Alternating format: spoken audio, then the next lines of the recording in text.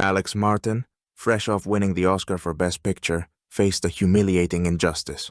The white owner of a movie theater threw him out, failing to recognize the acclaimed director. Whispers rippled through the crowd, and phones lit up, capturing the moment when a man who had won the world with his talent was humiliated for the color of his skin. Yet even in the face of harsh racism, Alex kept his cool, realizing that this story would echo louder than any of his films. What happened next would surprise even those who had seen it all. But let's start from the beginning. Evening bustle enveloped the small, cozy town. The smell of fresh popcorn filled the air, mixing with the cool autumn breeze as the neon signs' colorful lights flickered on the facade of an old movie theater, glowing in the night. Bold letters proudly announced the screening of a new blockbuster, drawing the attention of passers-by. The theater, with its aged walls, was a symbol of time, a place where generations had found inspiration and joy in the art of cinema. Alex Martin, a renowned black filmmaker, walked along the sidewalk, his steps slow yet meaningful. At this moment, he felt a swirl of emotions: triumph from the recent awards ceremony and the warm nostalgia from returning to the place where it all began for him. This theater was more than just a building. It was where he saw the first movie that sparked his passion for directing. Now, he was returning to his roots, carrying in his coat pocket his most prized possession, the Oscar he had received just an hour earlier for Best Picture. Lost in his thoughts, Alex approached the glass doors, but his movement was abruptly interrupted. Standing before him was a middle-aged man in a gray jacket and neatly pressed pants. This was Greg Taylor, the theater's owner, a man with a hard look and gestures that clearly conveyed displeasure. His eyes instantly narrowed when he saw Alex. Without wasting time on pleasantries, Greg immediately decided that this stranger had no right to be here. "Sorry, you can't be here," he said coldly, crossing his arms. His tone was harsh, and Alex instantly understood that this was no ordinary request. Taylor continued, not giving Alex a chance to respond. "This theater is for respectable customers." His words were laced with disdain and contempt. Alex froze. He looked at the man, trying to grasp what was happening. The situation was bizarre and ridiculous.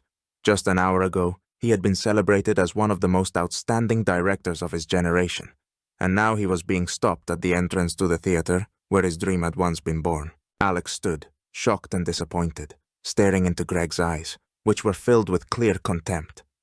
Just moments ago, Alex had felt the euphoria of winning the Oscar, but now that moment seemed distant and insignificant in the face of this blatant discrimination.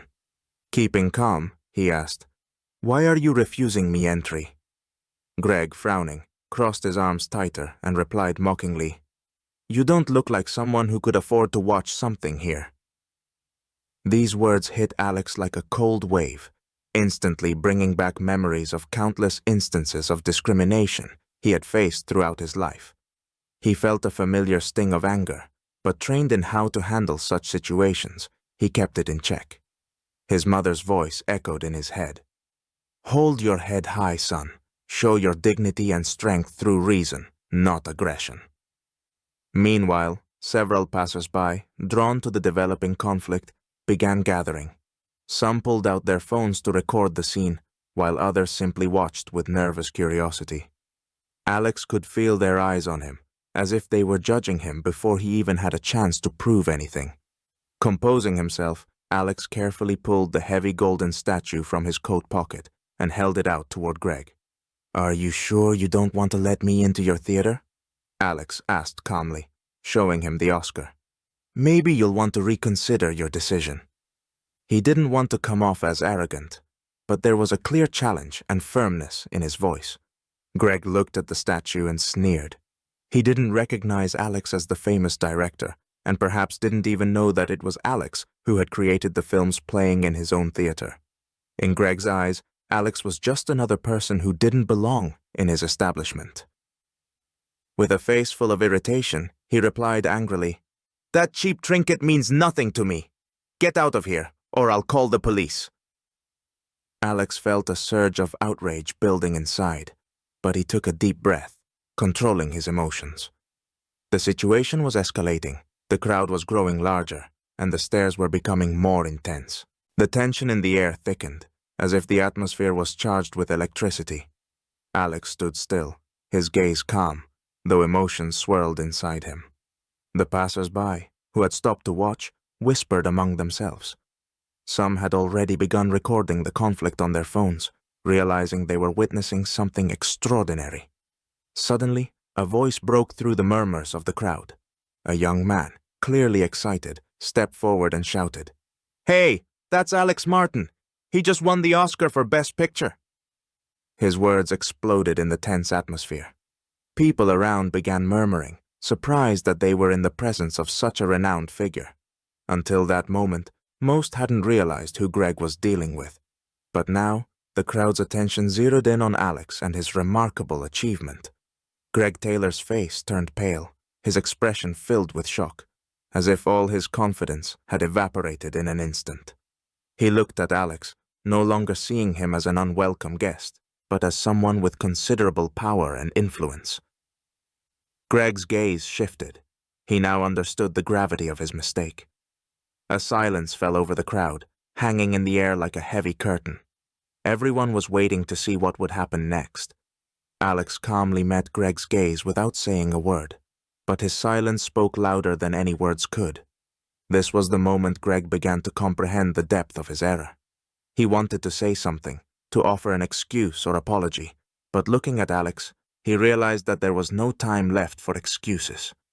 The cameras kept rolling, and the crowd was abuzz with judgment, quickly coming to the conclusion that this conflict would soon become public. Sensing that the situation was spiraling out of control, Greg Taylor finally realized that things were turning critical. He made a clumsy attempt at an apology. "I'm sorry, I didn't know." But his words sounded hollow and unconvincing, instantly drowned out by the disapproving looks and the growing indignation of the crowd. People recording the incident on their phones were no longer just spectators. They were clearly siding against him. Every word Greg spoke only made things worse. Alex, taking a deep breath, collected his thoughts and spoke with calm confidence. "The fact that you didn't know doesn't excuse your behavior. Today, you've shown how quickly you judge people based on their appearance, without giving them a chance." His voice was firm but not aggressive, as if delivering the moral of a long-standing injustice. These words immediately stirred the crowd. Many nodded in agreement, while others whispered, discussing the meaning behind Alex's words. The theater, usually a place of joy and entertainment, stood frozen in silence, as if it too was waiting for the climax. Alex, unwilling to prolong the pointless dialogue, turned and headed for the exit. Each step was like a final note in this tense scene. He left without looking back, leaving Greg standing alone in front of a crowd that now openly expressed their disapproval. At that moment, Greg realized that he no longer had control over the situation. He had become the target of public outrage. This incident quickly sparked discussions on social media and in the news. Videos from the scene spread across the internet, revealing the deep roots of systemic racism that appear even in everyday situations, like a trip to the movies. The public was appalled by Greg's arrogance and ignorance, and soon societal pressure forced him to reconsider his views. Greg had to issue a public apology, admitting that his behavior was unacceptable and based on prejudice. This incident forever changed his life, forcing him to acknowledge that the roots of bias and discrimination ran deeper than he had imagined. Meanwhile, Alex became a symbol of the fight for equality and respect, his dignity and composure during the crisis inspiring many to rethink their own beliefs and behavior.